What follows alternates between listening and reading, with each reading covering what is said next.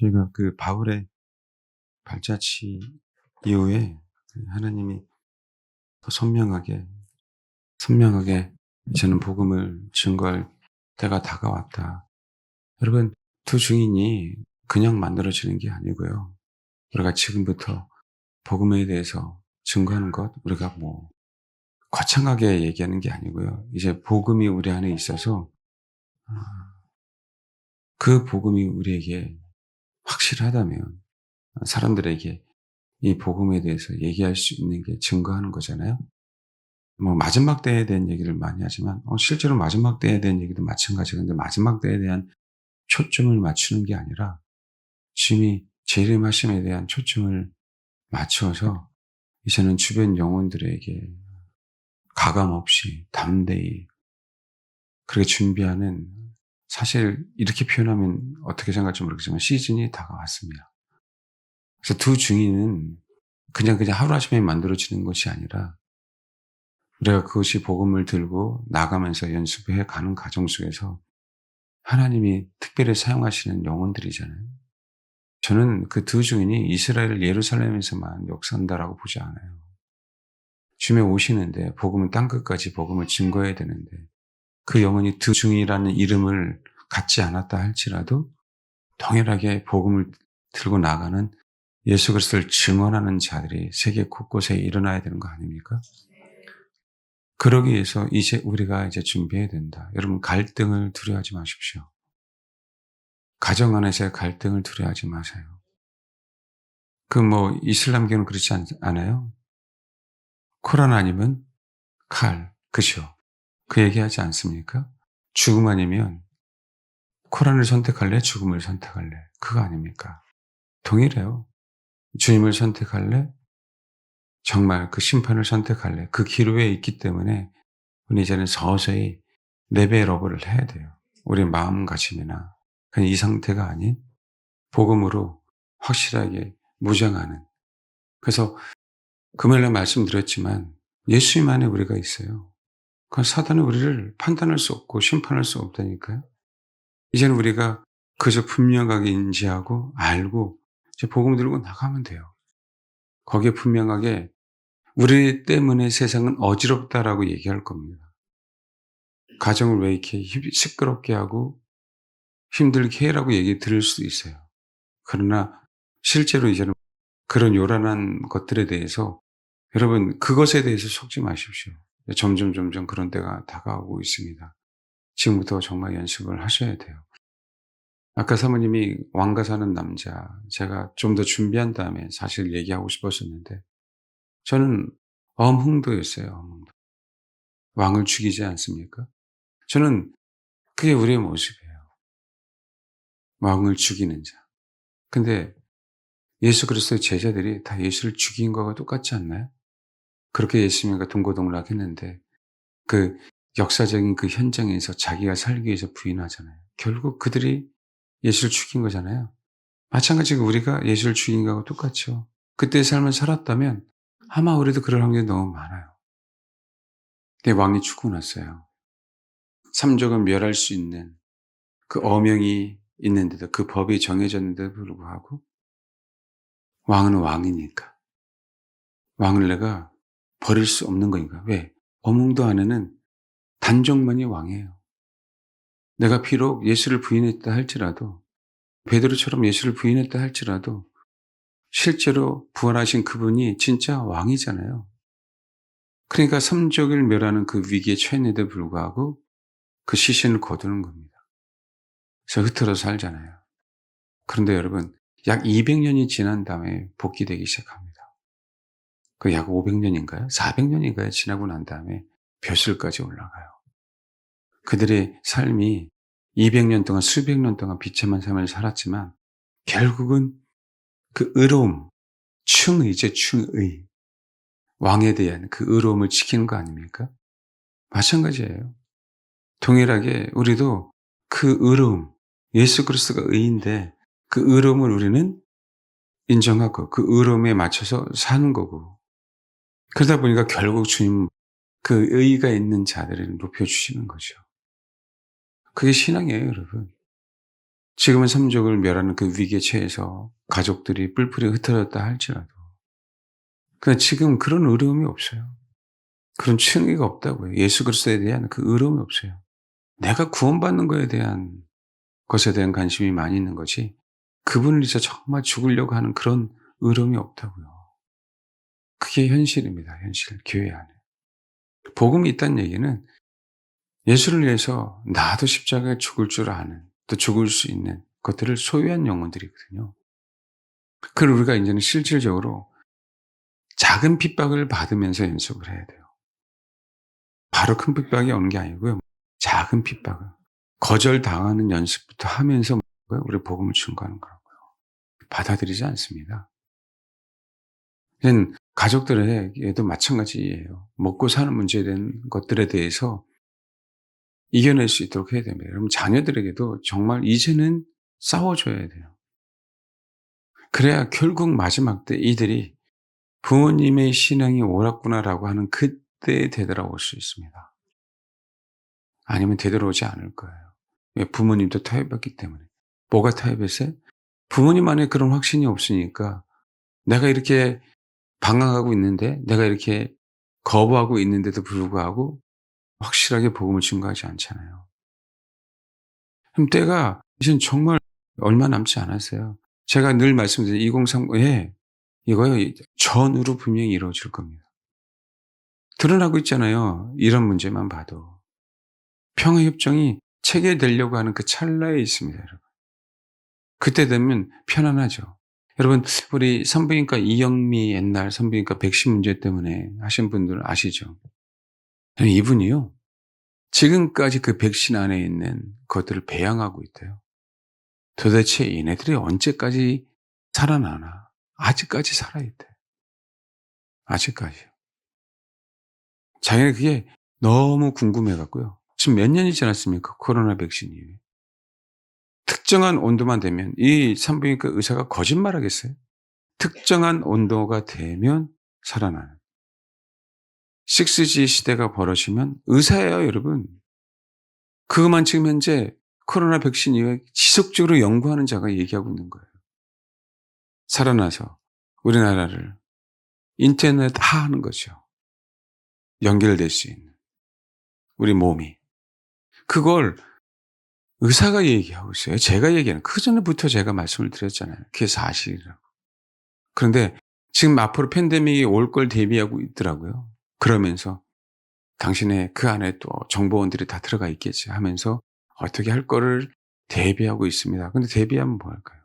그러면서 하는 소리가 지금 의사들이 할 말을 못 한다는 거지. 곰팡이 균으로 치부해서 끝나는 게 아니라는 얘기예요. 그동안에 백신이 안전하다가는 그 의사들 어디 갔냐. 다. 그들 방송에 나와서 할 얘기 없는 거예요. 왜? 곰팡이라도 나온 게 발견됐으니까.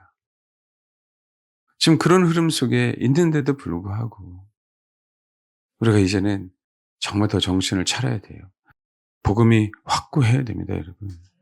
우리는 내 복음을 지키다가 주님을 맞이하는 게 아니라 그게 아니고요. 내 안에 있는 복음을 발산하면서 주님을 맞이하는 거라고요. 이젠 그래서 서서히 준비해야 된다.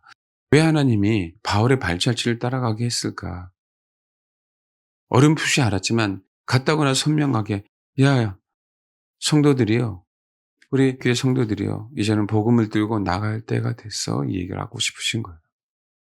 저희 교회 몇몇 분들은 정말 말없이 길거리에서 노방전도 하시는 분이 계셔요. 제가 그걸 한다 안 한다 그게 아니고요. 그 부르심대로 어차피 다 주를 믿는 한 공동체가 복음을 증거하고 있는 거잖아요. 거기에 다시 합류할 수 있는 사람 합류하고 제가 분명하게 그 부분들을 조금씩 준비할 수 있도록 하겠지만 또 한 가지 소외된 영혼들을 위해서 나가서 복음을 증거하는 것. 그다음 우리 국내에도 또 어떤 일이 있을지 모르겠죠. 우리 아시겠지만 터키에 갔더니 그 얘기는 제가 그전부터 선교사님 계속 들었으니까 지금 이런 문제 보십시오. 말씀하시잖아요. 그냥 주님이 나타나는 거예요, 주님이. 근데 그 핍박 속에 있으니까 잠시 터키에 와 있다가 이란 정권이 무너지면 다시 다 들어가겠다. 하나님이 역사하고 있다니까. 우리는 사실은 숟가락만 얹는 거예요. 우리가 복음을 증거한다는 얘기는. 근데 그걸 하나님은 뻥튀기해서 네가 나를 위해서 복음을 증거했어라고 얘기를 하겠죠. 거창한 거 아닙니다. 일상생활에서 우리가 이제는 준비해야 돼요. 안 들리는 사람도 있을 겁니다. 2030 플러스 마이너스예요. 지금은 준비할 때입니다.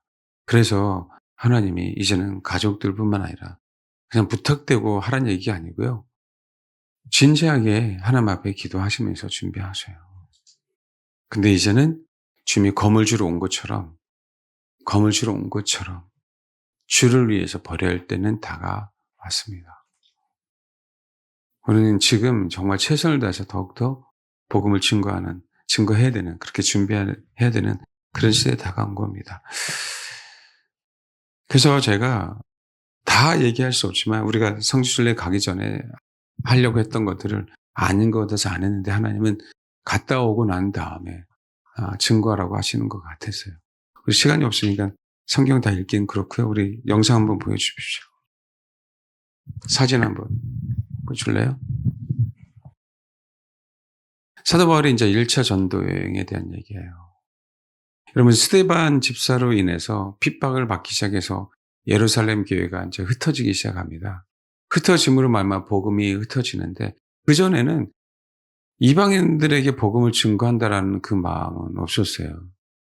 근데 이제 복음이 흩어지기 시작하니까 우선 구브로라고 아시죠? 구브로, 여기가 구브로인데 여기가 키프로스라고 얘기하는데요. 여기에도 복음을 증거하기 시작하는데 여기 있는 몇몇 사람들이 이제는 뭐냐면 수리아 안디옥이에요. 수리아 안디옥. 이 수리아 안디옥에서 헬라인들에게 최초로 복음을 증거하기 시작을 해요. 그래서 그래서 수리아 안디옥에서 그리스도인이라고 칭하죠. 그렇죠? 여기서부터 실제로 뭐예요? 1차 전도 여행이 시작이 된 거예요. 그래서 실루기아는 항구예요, 항구. 항구에서 배를 타고 여기서까지 한 30몇 킬로 됩니다.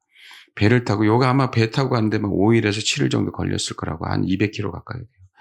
그래서 여기 산맥 언덕, 여기가 큰 산맥이에요. 산맥을 넘어가서, 이 산맥을 넘어가면, 여러분, 성경에 보면은,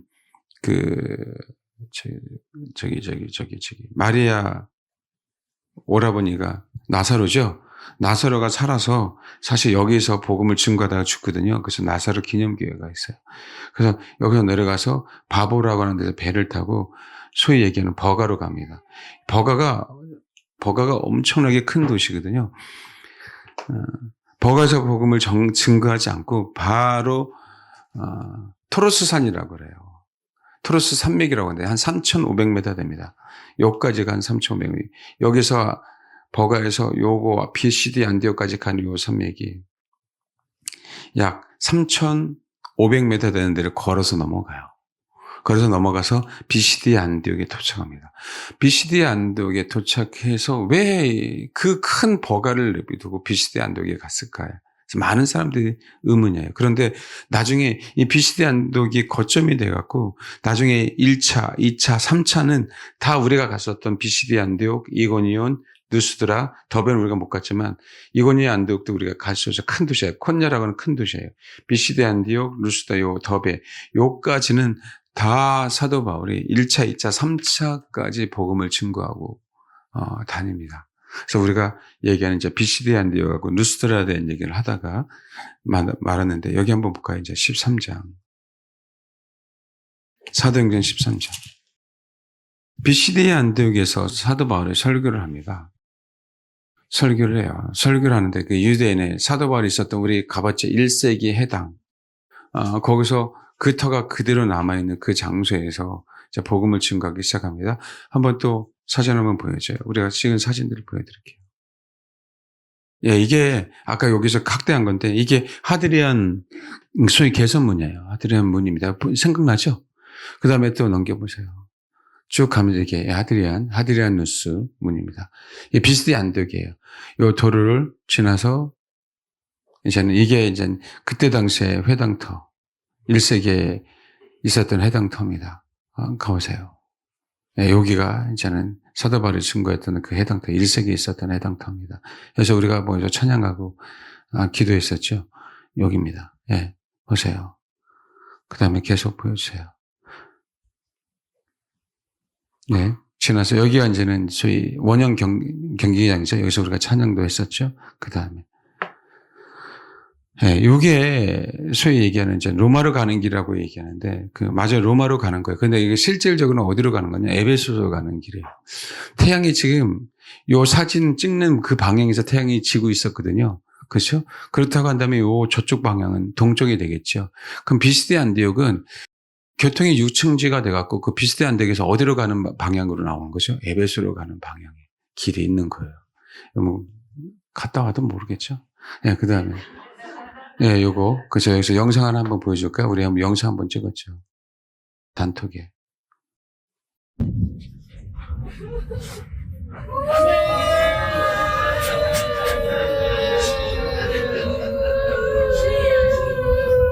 요 가는 데가 에베소.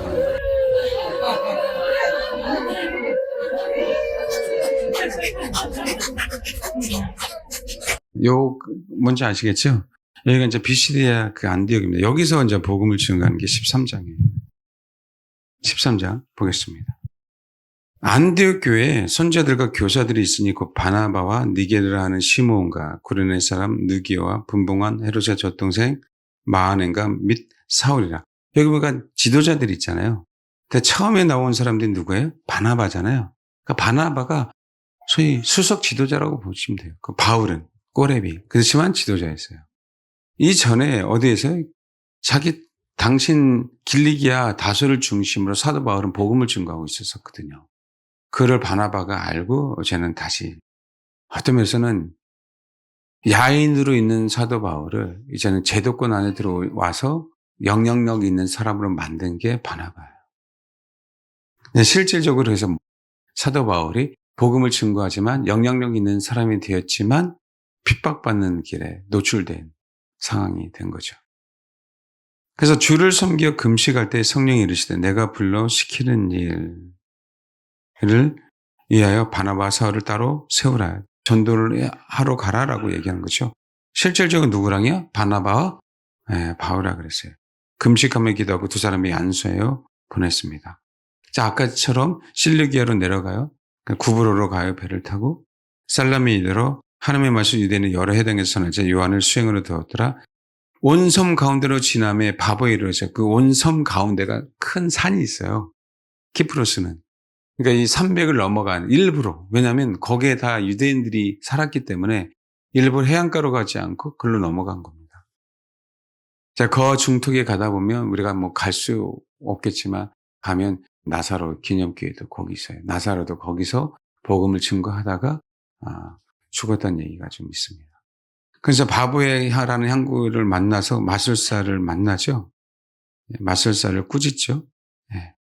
9절 바울이라고 하는 사울이 성령이 충만하여 그를 주목하고 이르되 모든 거짓과 악행이 가득한 자여 마귀의 자식이여 모든 이의 원수여 모든 주의 바른 길을 굽게 하기를 그치지 아니하겠느냐. 아까 얘기한 것처럼 그냥 마술사 바보고 그냥 이 사람은 예수를 못 믿게 하잖아요. 총독으로 하여금. 그렇죠? 그러니까 이때부터 사도 바울은 이런 부분에서는 정말 과감하게 선포해버리는 거예요. 만약에 이 시대에 이런 일이 있다라고 얘기하면 당장 잡혀갈 겁니다. 근데 그럴 날은 다가왔다. 그럴 날은 다가왔습니다. 이제는 저는 마지막 때의 순복에 대한 부분이에요. 근데 그것도 맞아요. 근데 왕과 함께 왕을 위해서 준비된 신하들은 순복이 중요한 건데 이젠 내가 왕이라고 하는 정치성이 필요한 사람들에게는 사자와 같은 그분을 닮아가야 되잖아요. 그래야 그분의 길을 갈 거 아니에요. 그 분명히 합쳐져야 돼요. 그러니까 사람마다 상태가 다른 거고 준비 상태가 다른 것 뿐이죠. 우리는 이제는 준비가 돼야 될 타임이 왔다라는 거예요. 그 전에 제가 말씀드렸잖아요. 이제는 여러분의 어떤 연약함 때문에 낙심하고 쓰러지면 안 된다. 이제는 왕과 사는 남자다. 왕과 사는 사람들이다. 왕이 저 여러분 안에 있는 자들이다. 이게 정체성이에요. 분명하게. 본격적으로 복음을 증거하기 이전에 준비해야 돼요, 여러분. 이제는. 하나님 나에게 역사하든 안 하든 그건 중요한 게 아니야. 이제 내가 하나님의 말씀을 들고 나갈 준비. 그게 내 자식이든 내 아내든 내 남편이든 제가 두면 안 돼요 이제는. 주님 분명하게요. 화평케 하러 오신 게 아니라니까요. 가정에 불화가 있게 하러 오셨다라고 얘기했어요. 마지막 때에 대한 얘기예요. 그 얘기는요. 마지막 때 주님이 화평이신데 왜 평안을 깨러 오셨겠어요? 아니 그렇게 깨서라도 그들에게 복음을 증거해야 된다는 거예요. 그게 더욱더 중요하다. 결국은 그들에게 바늘구멍이라고 하는 그곳에 바늘이라도 찔러서 바늘구멍이라도 내야 숨구멍이라도 내야 나중에 환난 때 계기가 되면 그 숨구멍을 통해서라도 복음이 들어갈 거 아닙니까? 그냥 내비둘 수 없다니까요. 그 대신 아직은 더 본격적인 시대는 아니에요. 그러니까 지금 지혜롭게 하시라고. 그러나 이제는 조금이 지나면 이제는 아예 노골적으로 대놓고 얘기할 타임이 다가왔습니다. 아직은 아니었기 때문에 지금 기도하면서 지혜롭게 준비하라는 거고요. 이제 노골적으로 다가올 타이밍은요. 왜? 그때는요. 별의별 싸움이 다 일어날 겁니다. 이게 실제예요. 지금 여러분 누가 방해해요? 하나님을 안다라고 하는 자들이 엄청나게 방해를 해요. 하나님 안다고 하는 자들이. 그게 현실이 됐습니다. 그래서 11절 보라 이제 주의 손이 내 위에 있으니 내가 맹인이 되어 얼마 동안 해를 보지 못하리라 하니 즉시 안개와 어둠이 그를 덮어 인도할 사람을 두루 구하는지라. 이 일이 분명하게 이제 때가 되면 비일비재하게 드러납니다. 우리가 능력이 있어서가 아니고요. 아버지의 선하신 때가 다가왔기 때문에 이런 일들이 벌어져요. 초대교회 역사는요. 마지막 때 교회 역사는 거하고 똑같습니다. 여러분. 주님은 알파와 오메가잖아요. 성령이 초대교회 때 처음 역사하기 시작했어요. 그럼 마지막 때도 동일한 거예요. 왜 주님이 알파와 오메가라고 얘기했겠어요? 우리 능력이 있어서야 아니에요. 그러니까 지금도 여전히 한국에 와서는 신의 은사가 일어나지 않는데 이상하게 아프리카나 이상하게 인도나 정말 그 순수한 저에게 가서 복음을 증거하면 안진병이가 일어나고 장님이 눈을 뜨고 이런 일들이 비일비재하게 일어난대요. 근데 한국에서 와서 하려고 하면 안 일어난다는 거야. 그 얘기는 우리의 능력이 아니라는 거예요. 여기도요, 루스달에서도 왜요? 일어설 만한 믿음이 있으니까 일어서라고 얘기했다고. 구원받을 만한 믿음이 있으니까. 그렇게 오히려 순수하고 순박합니다. 아직까지도. 그런 영혼들이 너무 많아요. 사실은 그런 면에서 우리 한국 사람, 우리 현대인 문명에 사는 사람들은 정말 많이 이 사상 자체가 타락되어 있어요. 그래서 안 받아들이는 거예요, 복음을. 자기 기준이 너무 강해갖고요. 그렇게 하나님이 인도해 주셨고, 그렇게 하나님이 은혜를 베풀어 줬는데도 불구하고 안 받아들이는 거예요. 부분적으로만 받아들이고. 그게 현실입니다. 옆 사람 한번 봐봐요. 바로 너. 하세요. 우리. 이게 얼마나 심각한지 아십니까? 그런데도 불구하고 우리들에게 다시금 하나님이 기회를 주시는 거예요. 너 복음을 증거할 수 있는 기회를 줄게. 그럼에도 불구하고 니네들이 먼저 복음을 받았잖아. 제자들에게 다시 기회를 주시듯이 저 같으면 그냥 근데 다시금 주님이 기회를 주시잖아요. 그 배반한, 그 부인한. 다시 우리들에게 기회를 주시는 거예요. 이 마지막 때 알파이신 분이 오메가로 초대교회 역사한 것처럼 내가 너희를 사용하는 것뿐이지 우리가 능력이 많아서가 아니고 하나님이 일하시는 거죠. 괜히 우리를 통해서. 우리는 그냥 손만 대는데 낫는 것뿐이지. 그러니까 우리가 잘못된 사상을 갖고 있는 게 뭐예요? 내가 능력이 있어야만 복음을 증거한다고 생각하는 거예요. 그렇지 않다니까요. 복음을 증거하면서 저와 여러분 안에는 그 복음의 능력을 키우세요. 하나님이 역사할 수 있도록 우리를 통해서 마음껏 일할 수 있도록 우리는 통로만 더 열어놓는 거라고요. 이제는 준비할 때가 됐습니다. 제가 분명히 얘기합니다. 2030년 가서 후회하지 마십시오. 말씀드리잖아요. 하루아침에 되는 게 아니에요. 그것들이. 성숙은 하루아침에 되지 않습니다. 솔직히 말씀드릴게요. 그렇게 강대상에서 백신 맞지 말라고 하니까 안 맞은 사람들이 있는 것이 그 얘기 안 했으면 다 맞은 거 아닙니까? 직장 다하고 생활하고 편리하고 불편함을 감수하기 힘드니까. 그때 가서는 이젠 싸워주지 않아요. 마지막 때는. 준비된 영혼들만 가는 겁니다, 여러분. 그때는 준비된 영혼들만 가는 거예요. 같이 다 가지 못합니다. 이거 명심하셔야 돼요. 준비하셔야 됩니다. 언제쯤 몰라요. 그러나 모든 사인이 지금 다 펼쳐지고 있잖아요. 이제는 봐요. 1, 2년 안에 이제는 내 뉴럴링크 내가 구독할 겁니다 하는 사람이 굉장히 많이 나타날 거라고. 실제로요. 그러면 이제는 끝나는 거예요. 그들이 말하는 신이 우리 안에 들어오는 겁니다. 선악을 알게 하는 나무잖아요. 세상에 있는 모든 지식을 구독함으로 알게 되는 거잖아요. 그게 우리 안에 직접적으로 들어오는 시대인 거예요. 이제는 실제로 알지도 않아도 될 선악을 우리가 알아야 되는, 아는 시대가 다가왔다고요. 생각해 보세요. 그게 성경적으로 가고 있는 시대인데. 이들이 어떤 정보를 넣어줄 줄 몰라요, 여러분. 우리 뇌에. 지금 AI도 역정보가 너무 많은데.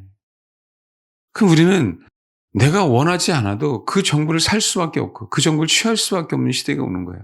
그러면 선악을 알게 하는 그 지식이 우리 안에 확 들어와 버리는 거예요. 더 이상 그 상황의 지식이 들어오면 우리 뇌는 하나님을 거부하게 돼 있습니다. 안 그럴 것 같아요? 내가 이 얄팍한 지식을 갖고 있는데도 그렇잖아요. 어떤 잘못된 정보를 내가 갖고 있어도 이게 하나님이 거짓말인 것 같은데 라고 의심하기 시작하는 우리들인데 준비해야 됩니다. 13절. 바울과 및 동행하는 사람들이 바보에서 배 타고 밤빌레에 있는 버가에 이르니 요한은 그들에게서 떠나 예루살렘 돌아가고 토르스 산맥이라고도 얘기하고요. 타우루스 산맥이라고 얘기해요. 너무 높아요. 가기 너무 힘듭니다. 약 270km에서 약 300km 정도를 이 산맥을 타고 올라가야 돼요. 그러니 뭐 이거 어떻게 갈 수 있겠습니까? 이거를. 산길을. 근데 BCD 안독에 이르러 안식일에 해당에 들어가서 율법과 선지의 글을 읽은 후에 해당 장들이 사람을 보내므로 이르되 형제들아 만일 백성을 권할 말이 있거든 말하라. 바울이 일어나 손짓하며 말하되 자 이거 우리 본받아야 됩니다.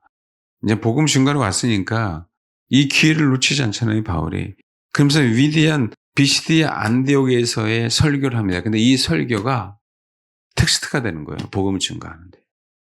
아주 단순했어요. 마지막 때도요. 이제는 너무 죄송한데 양육의 시기는 점점 사라지고 있습니다. 아주 심플하게 복음을 증거하는 시대로 다가오고 있어요, 지금. 우리 한국교회가 90년대 그저 제자 훈련, 그 제자훈련 제자 훈련도 아니잖아요. 가서 제자 삼으라라고 얘기했잖아요. 이제는 서서히 양육의 시대가 아니고요. 심플하게 복음을 증거함으로 그들이 바로 제자가 되는 시대로 다가왔다고요. 여기 보면은 사도행전 1세기 때 복음을 증거하는 거 보면요. 이들은 곧바로 제자가 됐어요. 곧바로 복음을 들고 복음을 알고 복음을 증거하는 자가 되므로 바로 제자가 됐다고.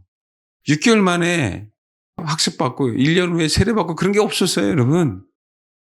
바로 복음이 들어가면 바로 제자가 되는 시대였었다고, 1세기 때는.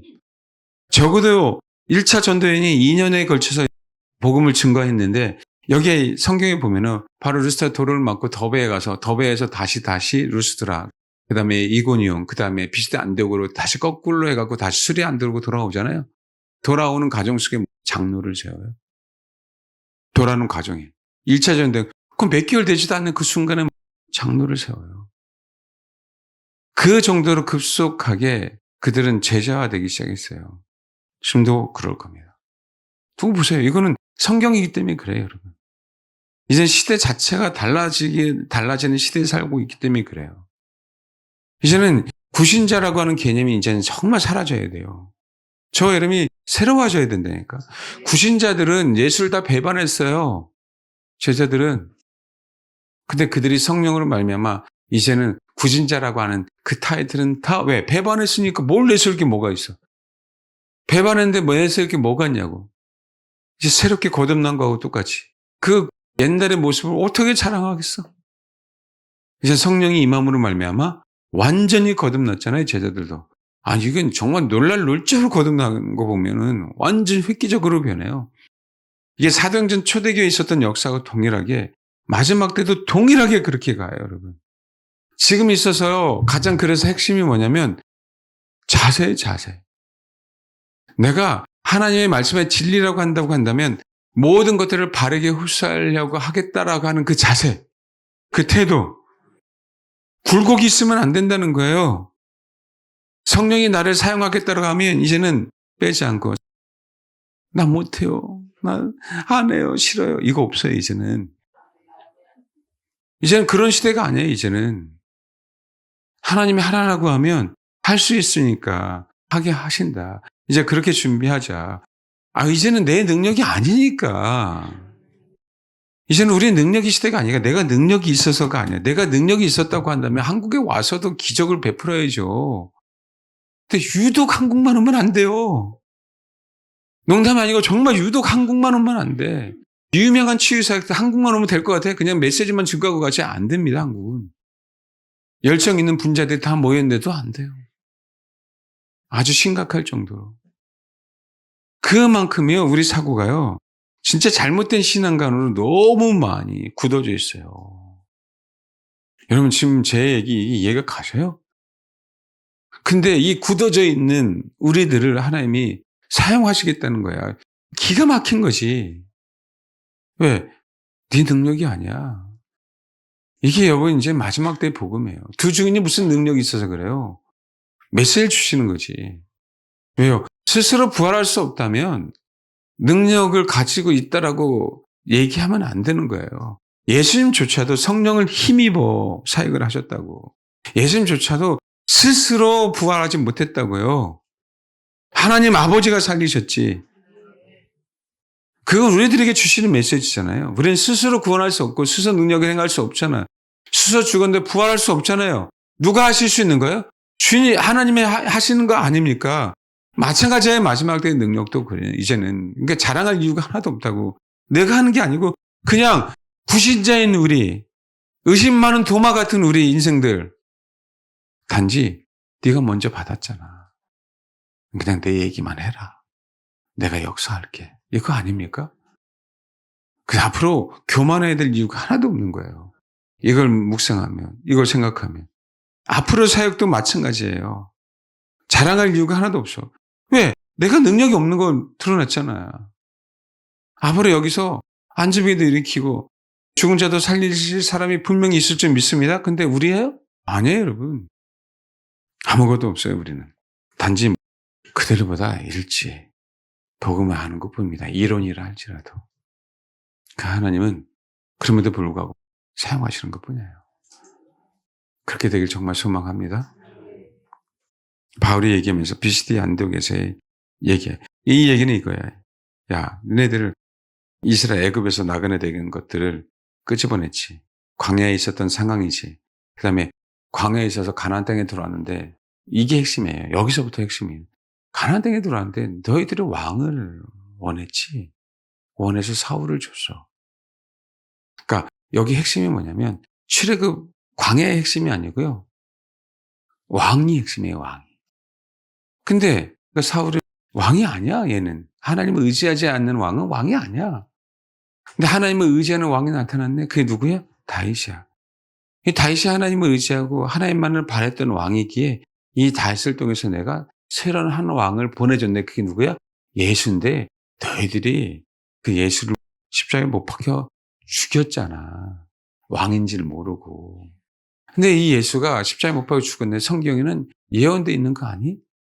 핍박을 당할 거고 버림을 당할 거고 죽임을 당할 거야. 근데 하나님이 부활하게 하신대. 근데 그 예수가 뭐였어? 부활했거든. 내가 그 예수를 부활하신 예수를 증거하러 온 거야. 근데 혹 너희들 조상들처럼 혹시 또 예수를 핍박할까 봐. 그건 심판 외에는 없으니까. 그리고 예수가 부활한 것처럼 나도 부활할 거고 너희도 부활할 거거든. 그 부활하신 누구? 예수를 믿어야 돼. 라고 얘기한 거예요. 그러니까 이 얘기는 결론, 예수는 왕이신데 그 왕이 백성을 구원하기 위해서 십자가에 죽었고 그 왕은 부활했다. 아주 심플한 거예요. 지금 마지막에 하나가 더 붙는 거예요. 그 부활하신 그분이 다시 오실 거야. 우리는 요거 하나 딱 붙이는 거예요. 다른 거, 이론이고 뭐고 필요 없고 앞으로 우리가 복음을 전할 건 이거 외에는 없어요. 그분이 부활하셨는데 이분이 다시 올 거야. 근데 근데 그냥 오시는 게 아니고 예수를 모르면 심판하실 거거든. 근데 그 심판을 누가 감당할 수 있겠냐? 감당할 수 없다. 이거 엎어놓는 게 아니라 사실이니까. 다시 재림하시는데 심판하러 재림하시거든. 근데 그 심판을 우리는 심판 가운데 있으면 되지 않잖아. 보호돼야 되잖아. 그 얘기예요. 그러고 나서 우리는 새 하늘과 새 땅에 들어가야 되잖아. 앞으로 여기 하나가 더 붙는 겁니다. 다른 거 전할 이유가 하나도 없어요. 그럴 때 이제 하나님이 사람들을 모으는 시대가 됐습니다. 여러분, 저는 우리 교회뿐만 아니라 이제 서서히 깨어있는 교회들이 여기에 지금 서서히 은근히 불을 붙이고 있는 시대라고 생각이 들어요. 아궁이에 불을 뗄 때 조금씩 불씨를 가지고 살려서 큰 불이 일어날 때 아궁이에서 가마솥에서 가마솥에 끊는 일들이 벌어지잖아요. 그 일들이 이제는 실질적으로 조금씩 일어난다고 봅니다. 왜냐하면 이제는 이때가 됐어요. 우리가 소위 얘기하는 큰 사역이 아닌 하나님은 분명하게 밑바닥부터 이런 일들을 지금 벌이고 있다고 저는 믿어요. 저에게만 그런 마음을 주시는 게 아니라 동일하게 하나님의 사람들에게 동일한 마음을 주십니다. 동일하게 마지막 때를 향하고 동일하게 주님의 다시 오심을 아는 자들에겐 그 마음을 정말 주시고 있습니다. 우리가 거창한 위대한 사역을 하려고 하는 게 아니에요. 여러분들 이제는 준비하셔라. 하나님이 이끄시는 대로 준비하셔라. 그래서 여기에서 많은 사람들이 봐봐요. 42절 읽겠습니다. 시작.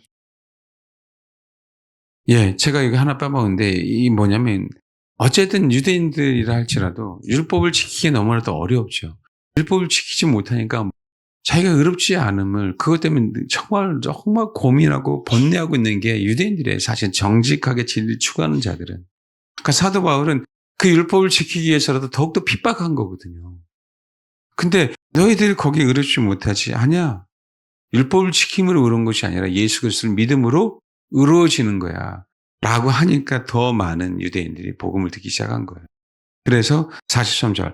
해당의 모임이 끝난 후에 유대인과 유대교에 입교한 경건한 사람들이 많이 바울과 바나바를 따르니 두 사도가 더불어 말하고 항상 하나님의 은혜 가운데 있으라 권하니라. 다음 안식일은 온 시민이 거의 다 왔어요. 아주 많이 왔다고 하는 표현이죠. 다음 주에는 이게 뭐예요? 이제 번지는 거죠. 퍼졌다는 거죠. 45절. 유대인들이 그 무리를 보고 시기가 가득하여 바울이 말한 것을 반박하고 비방합니다. 그러니까 너희들은 그것을 자처했다. 영생 얻기에 합당하지 않는 자로 자청했다. 그러나 이방인들은 듣고 기뻐하며 하나님의 말씀을 찬송하며 영생주기로 작정된 자는 다 믿더라. 그럼 49절 읽겠습니다. 시작. 주의 말씀이 그 지방에 두루 퍼지네요. 사도 바울의 말에 의해서 이렇게 되는 역사가 이제는 다가왔습니다. 이제는 서서히. 여러분 이게 앞으로 몇 년에 있어서 거쳐야 될 일이기 때문에 우리는 모르지만 뭐 하루하루 변해야 팍팍팍 눈에 보인다고 하지만 여러분 시간이 지나면 여러분 알고 있을 겁니다. 그냥 시간을 이렇게 흘려보내면 안 돼요. 이제는요. 이제 준비하셔야 됩니다. 시간을 이렇게 흘려보내서는 안 된다. 주님이 바울의 발자취를 가게 하신 다음에 이제는 저희 교회가 제가 말씀드렸잖아요. 그동안에 복음을 적극적으로 나가서 외쳐야 되고 뭐하고 그런 적 저희가 봤습니까? 여태까지? 아니잖아요. 주님만 바라보고 그분만을 노래하고 우리는 정말 내실화 시켰던 교회 아닙니까? 이제는 여러분 준비하라고 하시는 거예요. 올해부터 주님이 계속 그 말씀을 주시는 거잖아요. 준비하라고. 여러분의 상태에 집중하지 말아라 제발.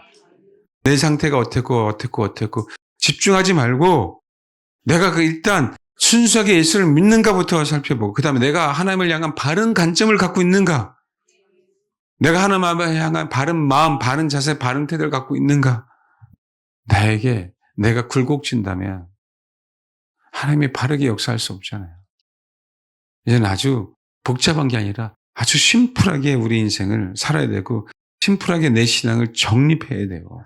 아주 단순하게 복잡한 게 아니라 이거는 그전에도 복음도 마찬가지, 지금도 이제는 마찬가지예요. 이제 성경 풀어서 원어를 풀어서 설교 때나 우리가 여러분들을 양육할 때나 얘기하는 거고 성경 가르칠 때나 얘기한 거고 이제는 아주 심플한 거예요. 이제는 예수는 하나님입니다. 예수는 다시 오실 거예요.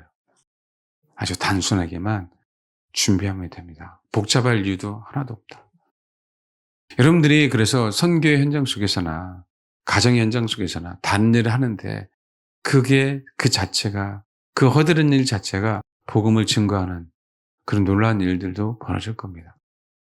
그게 하나님의 놀라운 역사들이에요.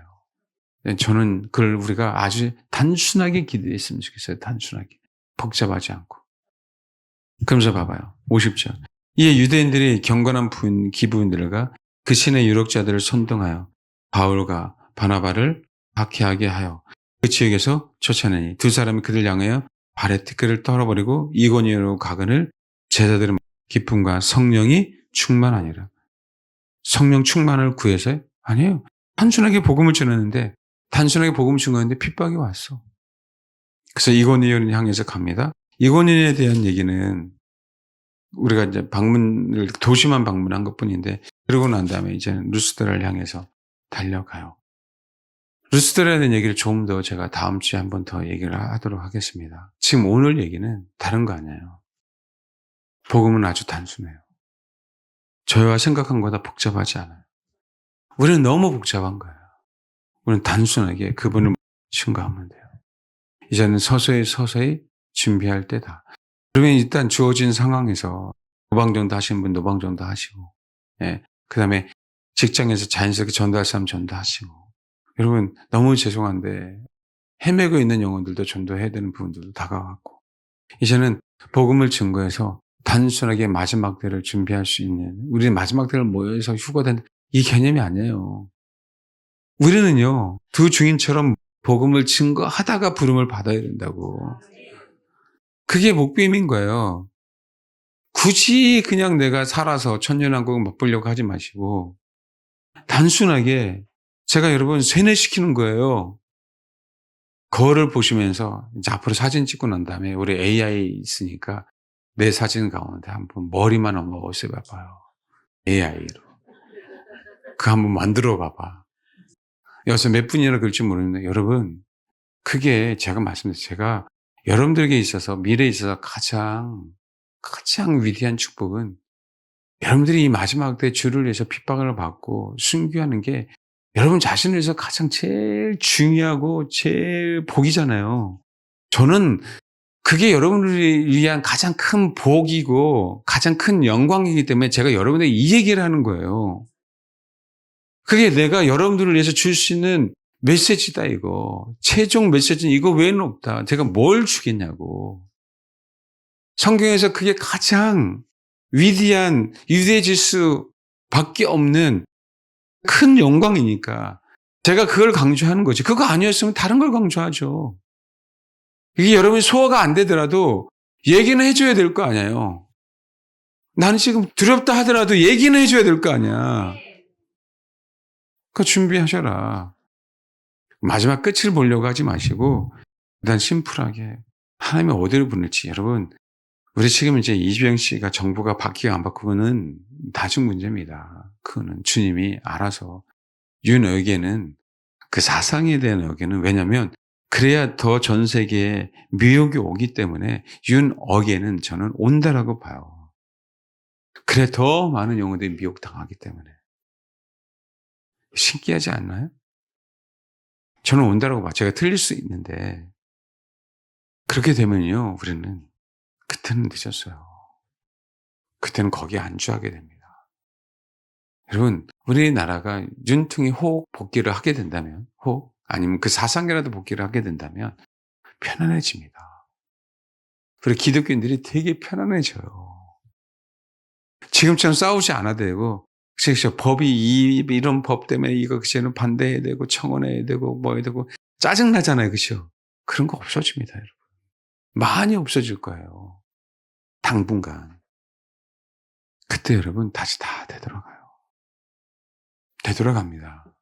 잠깐의 평안 시기가 온다 그랬잖아요. 성경적이에요, 여러분. 되돌아갑니다. 그렇지 않아야 돼요, 우리는. 지금 여러분 봐봐요. 얼마나 편해졌습니까? 제가 여러분 올해 코로나 팬데믹 때 얼마나 힘들었어요. 근데 지금요 다 잃어버렸어요. 다 잃어버렸어요.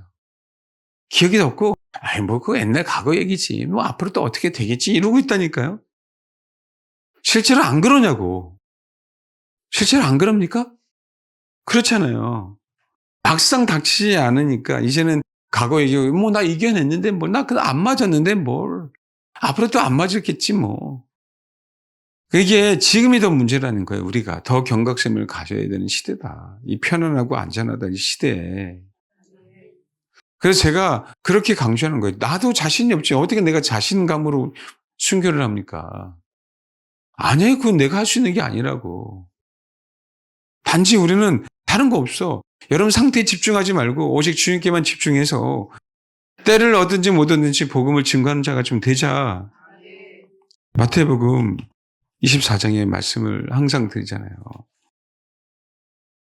10절 그때 많은 사람이 실족하게 되어 서로 잡아주고 서로 미워하겠으며 거짓 선자가 많이 일어나 많은 사람을 미혹하겠으며 이거는 제가 얼마나 많은 미혹이 있는지 이 미혹은 우리가 예비할 수 없는 미혹들이다. 이 미혹은 알 수 없다는 얘기예요. 그 얘기는 어떻게 어디에서 미혹이 터질지 여러분 생각 안에서도 미혹이 터집니다.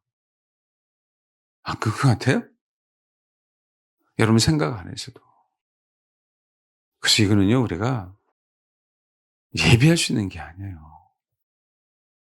우리 금요일 날 이런 얘기를 들었어요. 우리 권사님의 친척분 되시는 분인데 75세인가요?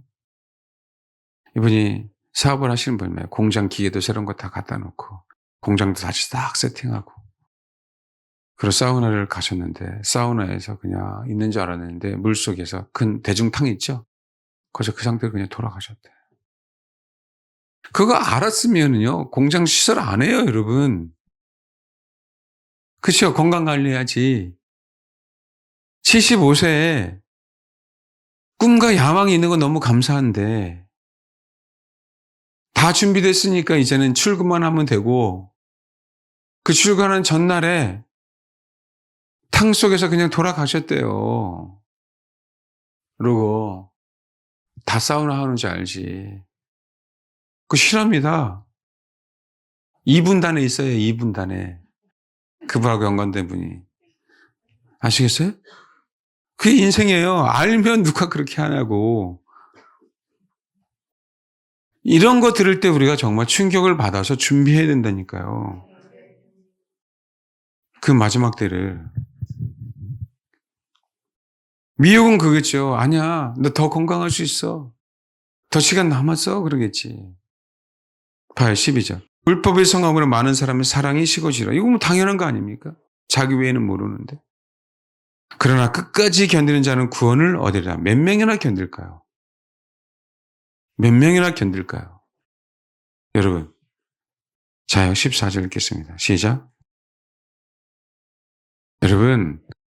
이제 끝이기 때문에 부족한 저와 여러분에게도 주님이 요구하시는 거예요. 이제는 복음을 증거할 때다. 특정한 사람이 아니야, 이제는. 아멘? 아멘? 옆 사람하고 악수 한번 해봐요. 축하해. 사명을 받았구만. 빨리 해요. 빨리 축하해. 사명을 받았구만. 여러분, 이게 지금 현재 이 마지막 때 우리가 살고 있어요. 천국 복음 모든 민족의 증언되겠어. 여기에서, 아이, 뭐, AI도 있고 인터넷도 있는데 어떻게 되겠죠. 그게 아니에요. 그것도 하나님 사용하시겠지만. 마태복음 28장에는 우리가 너무 유명하죠? 가서 뭐라고요? 가서 뭐라고요? 예, 근데 봐요. 그 전이에요, 그 전. 그 전. 17절 봐봐요. 예수를 배웠고 경배하나 아직도 의심하는 사람들이 부활하셨는데도 불구하고 이걸 어떻게 우리가 바라봐야 됩니까? 지금 부활하신 게 죽으시고 부활하신 게 내 눈앞에 이렇게 보이는데도 의심하는 사람이 있어요, 없어요? 눈을 보고도 있어요, 여러분.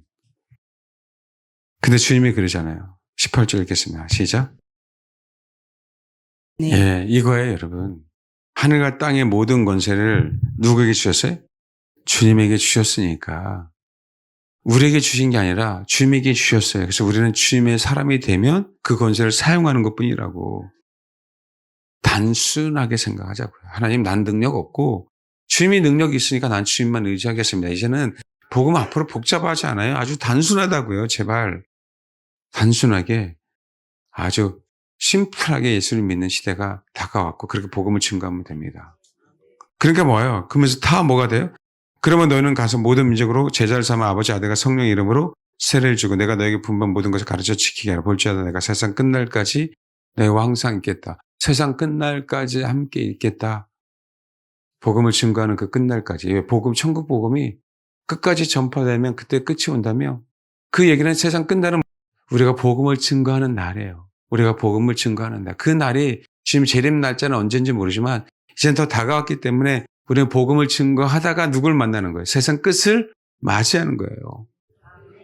그래서 우리가 기도해 주십시오. 누가복음 4장. 이렇게 기도해 주세요. 16절부터 19절. 하나님, 우리가 복음을 증거할 때 이런 일들이 있게 하옵소서. 이렇게 했습니다. 시작. 그래서 여러분, 가난한 자는 지금 현재 팬데믹과 그다음에 경제 위기에 부익부 빈익빈이 더욱더 확실해졌잖아요. 중상층은 없어졌잖아요. 그래서 가난한 자는 제가 그렇게 얘기한 푸토코스예요. 깡통조차도 없는 거지들. 이게 여러분 우선이 이제 돼야 됩니다. 교회 안에서는요, 더 구제하는 거는 믿음의 가정들을 위해서 해야 돼요. 교회 안에서는. 복음을 증거할 때는 이제는 깡통조차도 없는 자들을 위해서 복음을 증거해야 됩니다. 아시겠어요? 갈라디아에서 이게 딱 두 가지가 명확해져야 돼요. 갈라디아에서 봐봐요. 6장 10절. 6절부터 가야 돼요. 가르침을 받는 자는 말씀을 가르친 자가 모든 좋은 것을 함께 하라 그랬어요. 스스로 속이지 말라. 하나님 없이 여김을 받지 아니하시나니 사람이 무엇으로 심든지 그대로 거두리라. 자기 육체를 위하여 심는 자는 육체로부터 썩으실 것을 거두고 성령을 위하여 심는 자는 성령으로부터 영생을 거둔다. 우리가 선을 행하되 낙심하지 말지니 포기하지 않으면 때가 이름에 거두리라. 할렐루야. 선을 행하되 낙심하지 말지니 포기하지 않으면 때가 이름에 거두리라. 이거는 지속적으로 선을 행해야 된다는 거예요. 그러면서 10절. 그러므로 결론을 얘기하고요. 우리는 기회 있는데도 모든 이에게 착한 일을 해야 돼. 근데 더욱 믿음의 가정들에게 할지니라. 이 두 원칙이 무너지면 안 되는 거예요. 교회는 교회 안에 선한 일을 행해야 되는데 그 믿음의 가정들, 믿음이 있는데 연약하고 믿음이 있는데 그죠, 가난한 가정들을 위해서 해야 되는 거고요. 그 다음에 아까 누가복음 4장에 있는 것처럼 가난한 자에게 복음을 증거해야 돼요. 성경에 마태복음 5장 3절 심령이 가난한 자는 복이 있나니라고 했더니 영이 가난한 자는 복이 있다라고 하는 의미는 영이 아무것도 없어서 내가 깡통조차도 없어서 그분을 의지할 수밖에 없는 존재라고 얘기하는 거예요. 가난한 자라고 얘기할 땐 지금 이게 사실은 세상에 넘쳐나 있습니다. 넘쳐나 있어요. 제가 우리 DTM 아이들 쓰레기 마을을 좀 데리고 가려고 하는 그 이유도 그거예요. 금요일날 말씀드렸죠. 선교팀이 오면, 방문자가 오면 2kg씩 100가정에 나눠준대요. 100가정을 2kg씩 나눠준대. 제가 말씀을 드렸어요. 2kg면 얼마나 먹어요? 그랬더니 하루요? 제가 어제 통화하면서 그랬어요. 선교사님, 제가 4월 달에 방문을 가서 상황을 보고 우리가 어떻게 도와줘야 될지를 보려고 갑니다. 물론 9월 달에 아이들 DTM과 몇몇 분들이 집을 고쳐주러 이렇게 가겠지만 또 헌금하신 분이 있어요. 그 돈을 사실은 집을 지어주라고 헌금을 하셨는데 집을 줘야 될 거 아닙니까? 고민하고 있다가 집 몇 채를 지어줄 것 같고. 그런데 제가 그랬어요. 제가 혹시 방문 갈 때 가난한 자를 좀 선택해서 그때는 2kg씩 준다 할지라도 진짜 가난한 자들 좀 선택해서 쌀 좀 10kg 좀 20kg 좀 풍성히 줬으면 좋겠습니다. 라고 했어요. 여러분, 밥을 아이들은 동산처럼 먹고요. 어른들은 큰 산처럼 먹어요. 쌀만. 반찬 없으니까. 성경은 표현해. 애들은 뭐라고요? 동산처럼 먹고요. 어른은 큰 산처럼 먹어요. 그러니까 2kg가 하루지. 우리가 교회가 뭐 부자도 아니고, 그죠? 풍성한 것도 아니고, 없는데도 불구하고 시키시는 거예요. 있어서 하는 게 아니야. 있어서 하는 게. 아시겠죠? 있어서 하는 게 아니에요. 교회 안에 영혼들을 돌보는 것, 플러스 가난한 자들. 여기 봐봐요. 그것 때문에 내게 기름을 부으시고 나를 보내사 포로된 자에게 자유를, 눈먼 자에게 다시 보게 하며 전파하며 누린 자를 자유롭게 하고 주의 은혜의 해를 전파하게 하려 하심이라. 이 주의 은혜의 해는 재림으로 끝납니다. 재림으로 끝나요. 그 은혜의 해를 전파해야죠. 다시 오신다. 그래서 두 트랙입니다. 교회가 건강해져야 되고, 그런 자들이 없어야 되고, 우리는 이제는 가난한 자에게 복음을 증거할 수 있도록. 이러다 보면 물질만이 아니에요, 여러분. 실질적으로 그들의 육체의 질병도 나을 거고요. 실질적으로 그저 회복되는 역사들이 있습니다. 근데 우리는 그걸 기대하는 게 아니라 그냥 전하는 거예요. 예수는 그리스도. 그분 십자가에 죽었는데 부활하셔서 그분만이 우리를 정죄하지 않고 의롭게, 그분만이 다시 이 세상을 심판하실 텐데 우리는 그 심판에 동참하면 안 되고 그 심판에서 구원을 받아야 되고 영원한 새하늘과 새 땅에서 그분과 함께 영원토록 주님의 신부로서 안식을 누려야 돼. 이거를 이제는 간단하게 증거해 가면서 복음을 증거해야 됩니다. 여러분, 때가 멀지 않았어요. 이제는 조금씩 더 분발하면서 준비해야 될 타임이 다가왔습니다. 아주 단순하게 주님 안에 우리가 있고 우리 안에 주님이 계시니까 이것을 신뢰해서 가며 그렇게 복음을 증거하는 자가 됐으면 좋겠습니다. 그래서 다음 주에 고난주간이잖아요.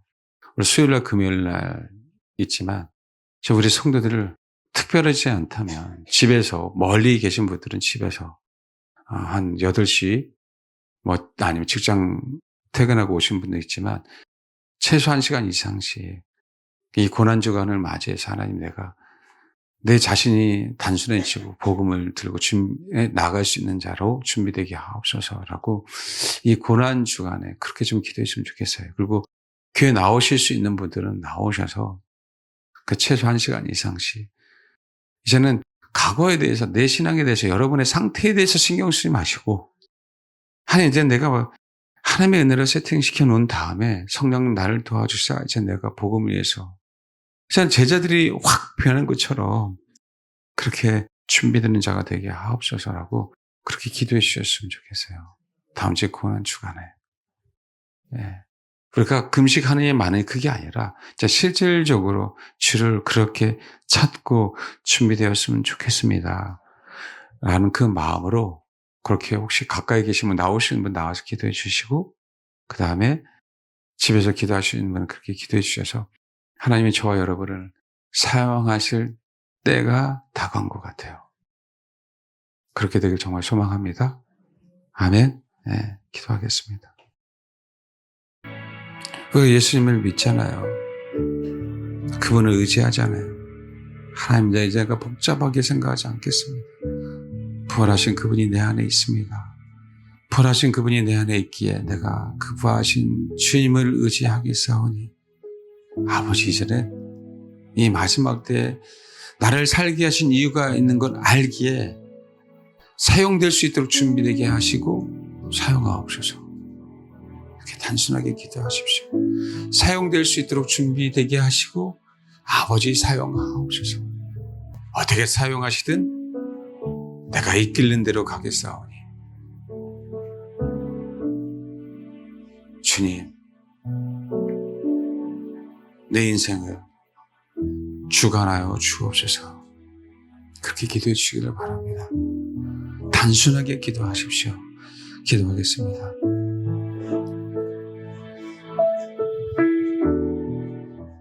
기도하겠습니다.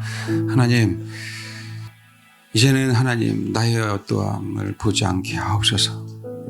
주님이 어떠신 분인가만 알게 하시고 보게 하옵소서. 주님이 왕이시기에 우리도 왕인 거고, 주님이 전능자기에 그 전능자의 힘으로 우리는 전능한 하나님이 하신 일들을 할 수 있습니다. 아버지, 이 마지막 때에 복음을 외칠 줄 아는, 또 외치는 자로 준비시켜 주옵소서. 하루빨리 준비시켜 주사 복음을 들고 그것이 어디든 나아가서 전하는 그런 주님의 사람들이 될 수 있도록 하나님 역사해 주옵소서. 나의 능력이 아닌 예수의 이름으로, 나의 실력이 아닌 내 안에 계신 예수님을 힘입어 복음을 증거할 때, 가난한 자들에게 복음을 전할 때 그들이 자유케 되고, 갇힌 자, 눌린 자, 귀신 들린 자들이 해방되는 그 놀라운 일들이 있게 하옵소서. 아버지, 복음을 증거할 때 물질과 또 영적인 양식과 그 모든 것을 갖고 나아갈 때 부족함이 없도록 우리 사랑하는 성도들을, 우리 교회를 사용하여 주옵시고, 복음을 증거하다가 주를 맞이하는 자들이 될 수 있도록 도와주옵소서.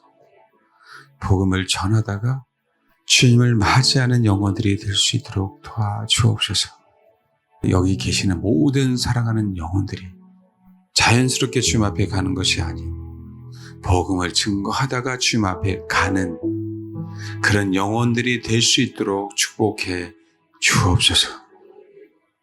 그렇게 우리를 그동안 훈련시켜 주신 주님, 이제는 더 주를 위하여 버리겠습니다. 복음을 위하여 더 버리겠습니다. 이제는 주님 사용하여 주옵소서. 이끌어 주옵소서. 하나님께서 허락하신 것들을 감당하기를 소망합니다.